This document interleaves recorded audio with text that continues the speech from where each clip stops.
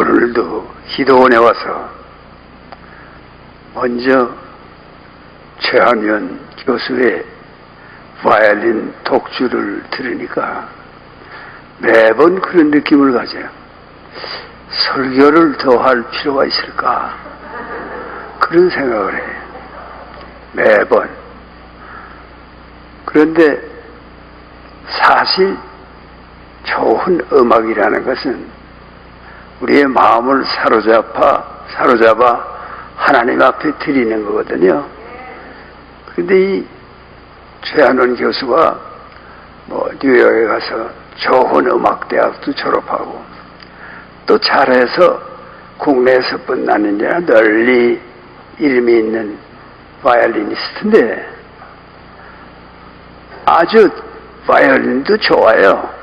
그가 아마 보통 그런 소리를 내려면 최고급 바이올린인 조건이 있어야 돼요. 아주 훌륭한 음악을 들었어요. 근데 우리 목사님은 좀 특이한 분이어서 어떻게 최한원 교수를 설득해서 꼭 나오라고. 그래서 또 꾸준히 나와요. 무슨 능력이 있는지 모르겠어요. 나도 굉장히 늙은 사람이에요. 노인을 일컬어 어디에 다니면은 노구를 이끌고, 그렇게 표현해. 노구를 이끌고 오늘 아침에도 노구를 이끌고 여기까지 왔습니다.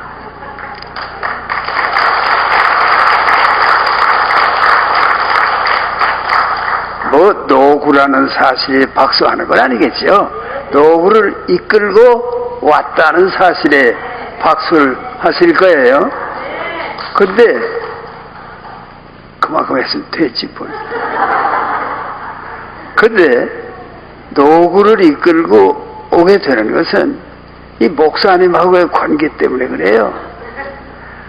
아는 지가 오래됐는데 이 기도원을 하고는 꼭 2번씩 처음에는 나와달라고 그래서 나오다가 한참 이게 될 때는 1번씩 나왔어요.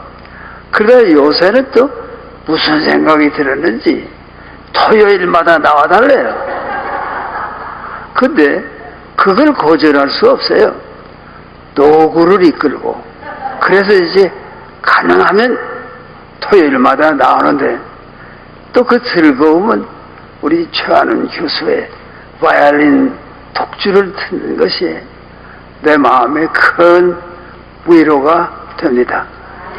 또 오늘 목사님 읽어주시고 여러분 함께 읽으신 고린도 후서에 있는 말씀을 보면 겉사람은 후패하나 속사람은 날로 새로운 거예요.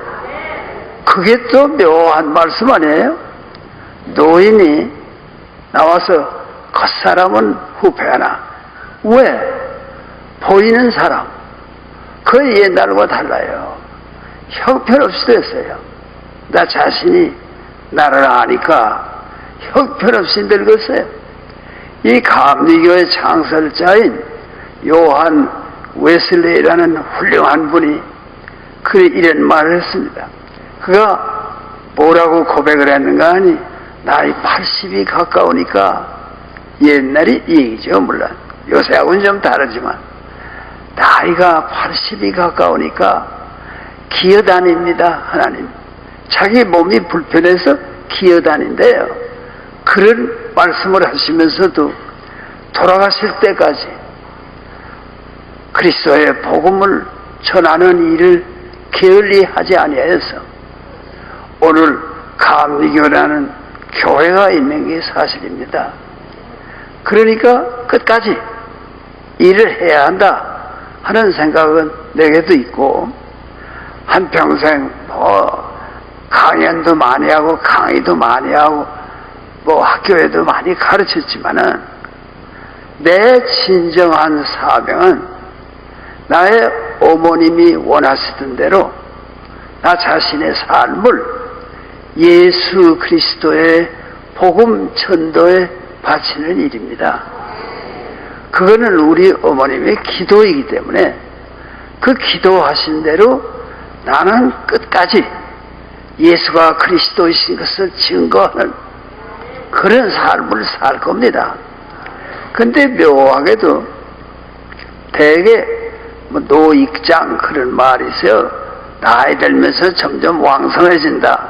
그건 경험으로 하는 말이 아니라 그랬으면 좋겠다 그 말이지만은 노인은요 사실 기울이 없습니다. 여러 가지 불편한 점이 많아요. 그런데 묘한 것은 하나님이 이 나이가 된 나를 쓰신다는 거. 하나님이 쓰시니까 여러분의 기도원에도 나와서 같이 기도하고 같이 찬양하고 그런 생활을 할 수 있는 거고, 또 그뿐 아니라 대학 교수를 은퇴한 지 오래돼요. 지금 뭐 90이 넘었으니까. 이 요한 웨슬리 선생은 내가 80이 가깝습니다. 하나님, 내가 지금은 기어다닙니다.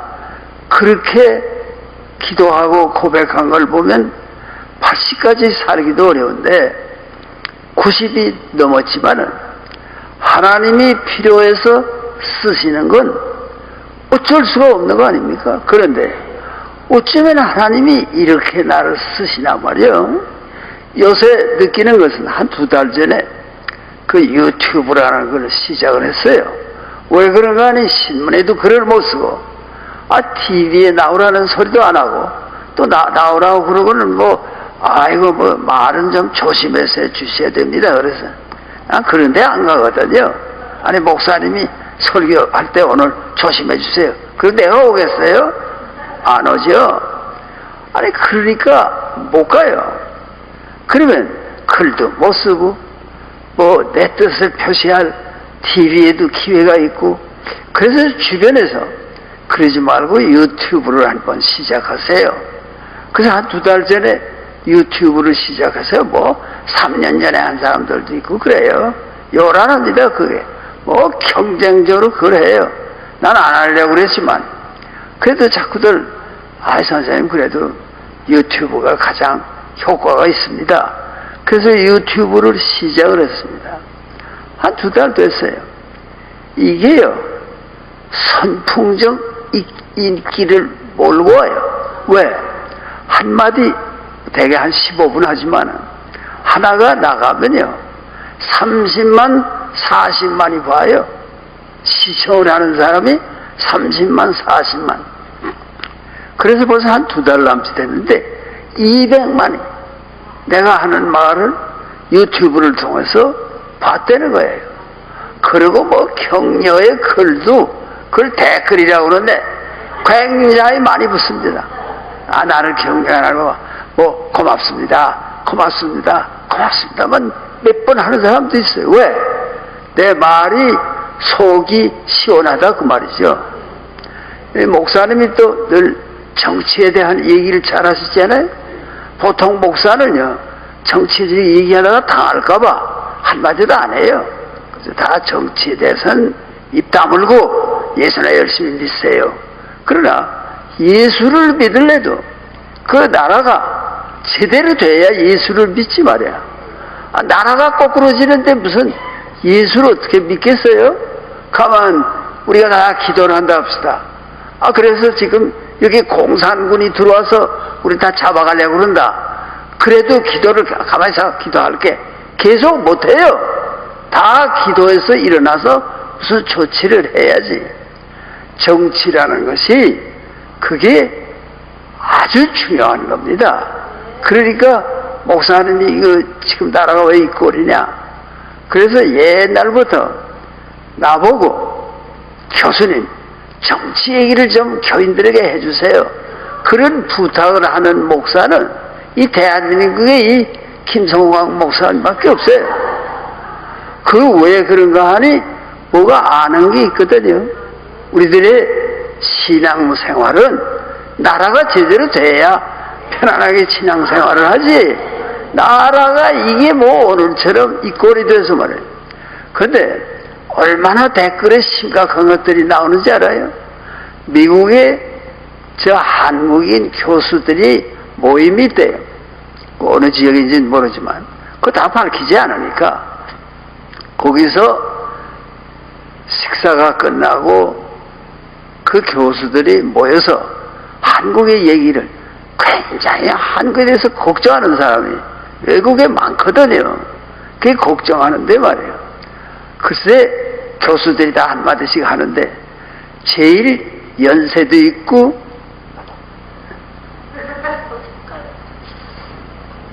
필요 없어요. 그게 뭘 잘한다는 거지. 그렇다고 남이 지금 이 얘기를 열심히 하는데 그걸 내가 왜 그게 필요해요? 물도 안 먹습니다. 한 모금도. 이게 심포니 오케스트라 지휘하는 것 같아서요. 모든 사람이 지금 말하는 사람에게 집중돼야지 뭐 하는 거야? 이러면 안 돼요. 그러니까 여러분 그걸 아셔야 돼요. 이 설교도 그렇고 음악할 때 그렇지 않아요. 내가 얼마나 다들 조용히 들어요. 움직이는 사람 없어요. 그러면 교향악단이 지금 연주하는데 뭐 바이올린 하던 사람이 일어나서 저리로 간다든가 못해요. 그러면 다 지휘자를 봐야 돼요. 지휘자를. 이 시간만은 내가 하는 대로 해야 돼요. 목사님이 설교하시는 대로 해야 돼요. 바이올리니스트가 바이올린 하는 걸 따라가야 돼요. 그게 그렇게 중요한 겁니다. 이제 그분이 얼마나 좋은 뜻으로 내 발이 차가울 것 같으니까 여기다 방석을 주시겠어요. 어떤 님은 어떤 사람 물 떠다 주는 사람도 있어요. 물 마시고 하라고. 그 아주 그런 게 매는 지장이 돼요. 이게 방해하는 것 같잖아요. 본인은 아니지만. 그래서 지금 쓸데없는 얘기를 하는 거 아닙니까? 하다 말고만. 어쨌건 뜻은 감사하게 생각하지만은 지금은 내가 열렬히 이것도 예술이라요. 하나예요. 음악회 같은 거고요. 연주회 같은 거예요. 이 설교를 한다는 게 뭐 그냥 아무것도 아닌 게 아니에요. 이게 다 식이 있습니다. 뭐 처음에는 어물어물 시작해도 아직 가면 열렬하게 하고 마무리를 딱 짓고 그런 게 있어야 설교도 하나의 예술이 되거든요. 그래서 여러분 오늘 내가 하던 이 얘기는 뭔가 하니 이 나라가 얼마나 어지러우면 밖에서 나가 있는 지성인들, 대학 교수라니까 미국 대학 교수들이 여럿이 모여서 저녁을 먹고 다 한마디씩 하는데 자기들의 존경을 받는, 연세도 자기들보다 많은 교수 한 사람이 또 뭐 성직자인데 그걸 보니까 아마 목사 자격이 있나 보죠. 성직자라고 하는 걸 보니까 뭐라고 거기 댓글에 올라왔는지 알아요? 나는 문재인이 이 자리에 있으면 나는 권총으로 쏘겠다 그렇게 말하더라고요. 얼마나 분통이 터지면 그러겠어요. 우리나라에도 그렇게 말하는 사람 없어요. 거기서 뭐 목사인지 뭐 성직자라고 하는데 대학 교수예요. 그가 얼마나 분통이 터지면 총 있으면 쏴버리겠다 그런 말을 하는 걸 들으면서 나는 은근히 또 용기를 얻는 거예요. 왜? 야 그렇구나. 그 일은 뭐 그런 처지인데 나는 뭐가 두려울까? 두려울 게 없어요. 왜 그런가 하니 이 구약에도 뭐 늘 나오는 말씀이 그거 아니에요. 선지자들을 향해서 위로하라 내 백성을 위로하라. 그게 선지자들에게 여호와 하나님이 부탁하시는 거예요. 너가 내 대신 국민을 위로하라. 그냥 지금 답답하고 말이야. 뭐 이민이라도 갈까 이러는 사람들이 많은 이 현실 속에서 그래도 이 국민을, 이 백성을, 하나님의 백성을 위로하는 사람들이 있어야 될 거 아닙니까? 걱정 마. 여러분도 내가 위로하는 말이 뭔가 하니 지금 어수선하고 나라가 이게 뭐예요? 대통령은 돌아다니기만 해. 이 국내에 있지도 않아요. 그럼 정치는 누가 하느냐? 그 쫄자들이 다 합니까? 뭐 청와대에 있는 뭐 형편없는 인간들 많아요.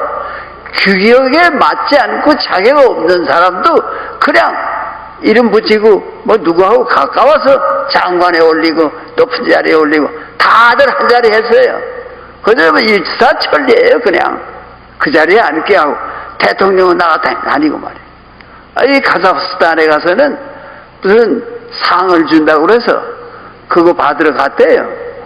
그런데 그 도착하기 전인가 도착하자마자인가 그 상이 취소돼서 못 드리겠다고 그랬대. 그래서 상도 못 받고 돌아왔는지 아직도 그 근처에서 헤매이는지 모르지만 말이에요. 대통령이 나라를 지켜야지 자꾸만 돌아다니면 어떡합니까? 이게 이 나라의 지금 심각한 문제인데, 그래도 내가 오늘 기도원에 오신 여러분을 위로하는 것은 뭐 이제 공산당 세상이 된다, 그걸 위협을 느끼는 사람들이 많아요. 또 이제 이 정권이 자유민주주의를 하자는 사람들을 그냥 안 둘 거 아니냐, 뭐 이런 말도 돌아요. 그러니까 뭐 살려고 뭐 공장을 뜯어서 옮기는 사람들이 내 주변에도 많으니까 도저히 여기서는 세금도 못 내겠고, 그래서 최저임금도 저희 마음대로 이상은 줘라. 아니 그러면 경영을 할 수 없는데 어떻게 줍니까? 못하겠다, 뜯어가지고 나가자. 나가는 사람 많아요. 그런 정치를 지금 합니다. 그런데 이 유튜브라는 게 생겨가지고 나도 이 시대에 내가 할 수 있는 말을 해요. 유튜브는 구글이라고 그건 미국 사람인가 누가 시작해서 하는 거지, 한국에 있으면 못하게 하죠. 가서 목 비틀고 못하게 하라. 그러나 지금 당분간 하는 거예요. 언제까지 할지 몰라요. 그렇지만 할 말은 합니다. 나는요, 만일에 이 문재인 대통령이요 잘못된 길로 가면요 목숨을 걸고 대항합니다. 있을 수 없다.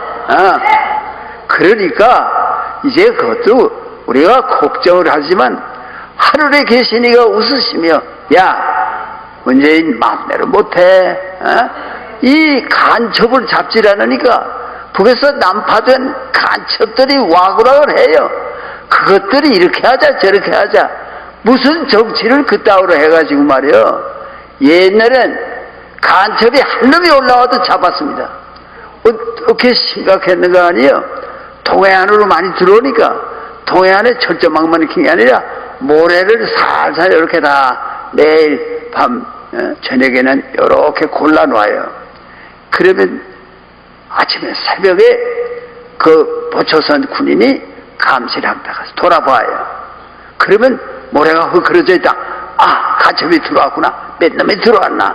그걸 다 조사하던 때 간첩을 잡지 않는 나라가 그게 제대로 생존할 수 있어요.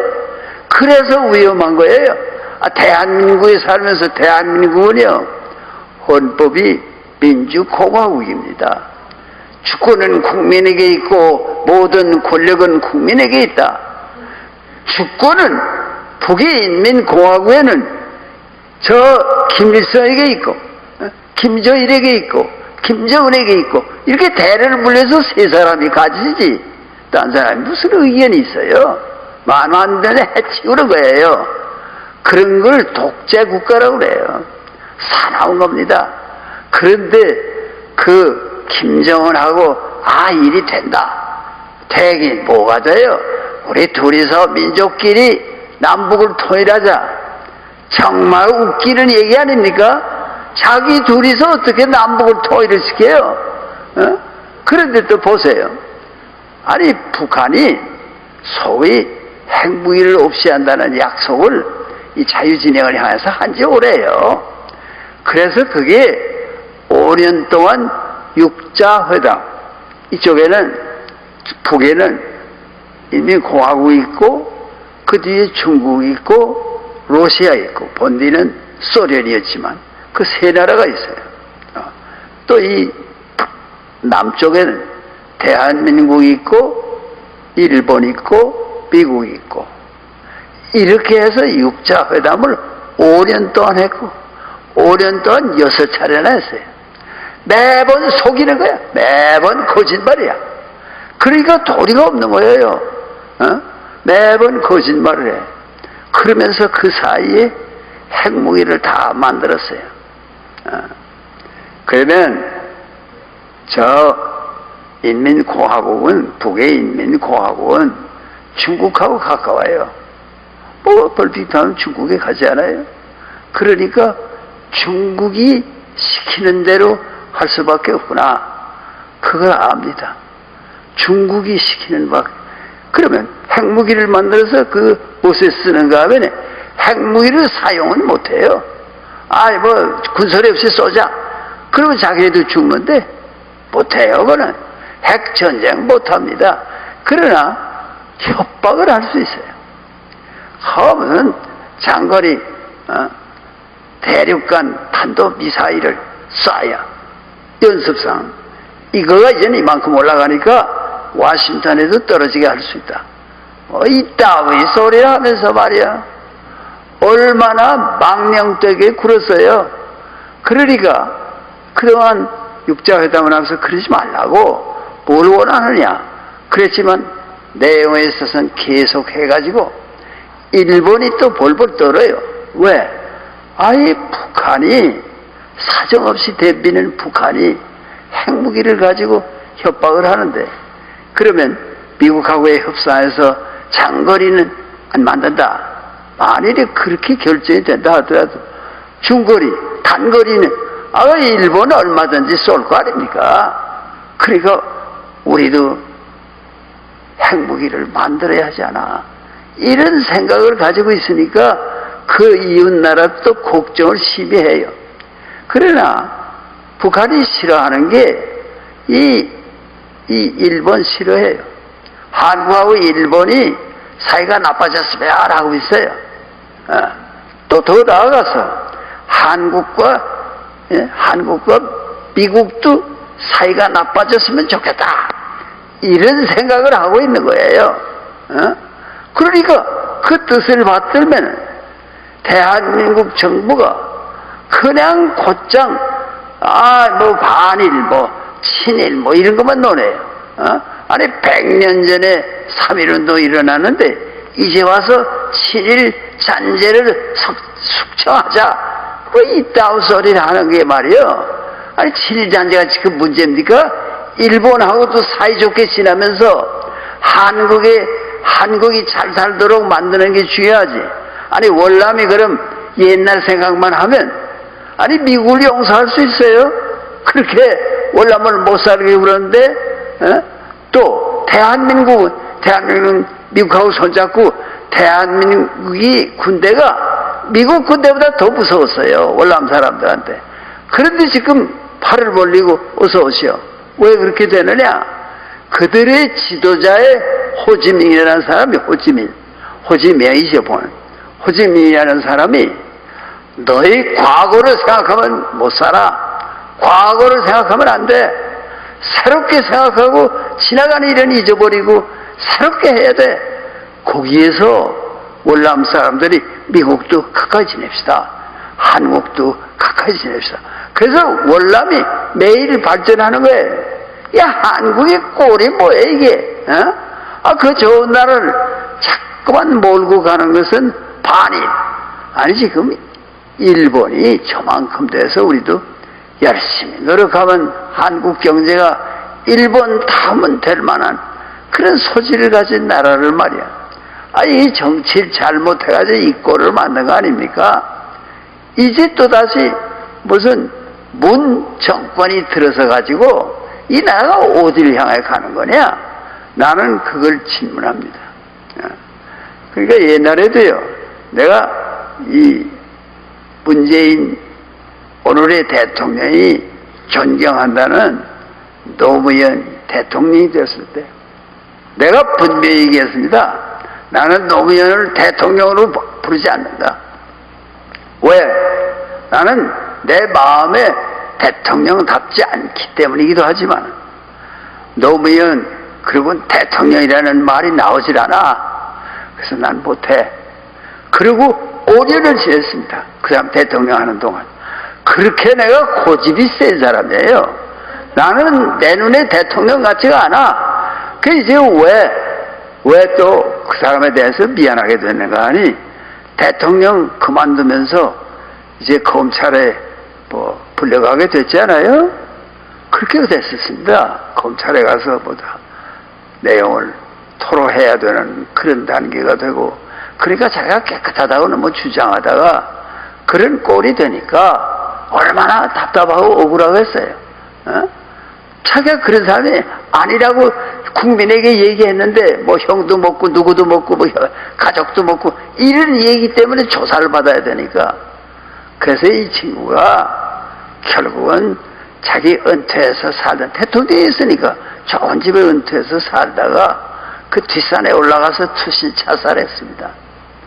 그래서 내가 그 사람이 자살한 거는 내 마음에 안 됐어요.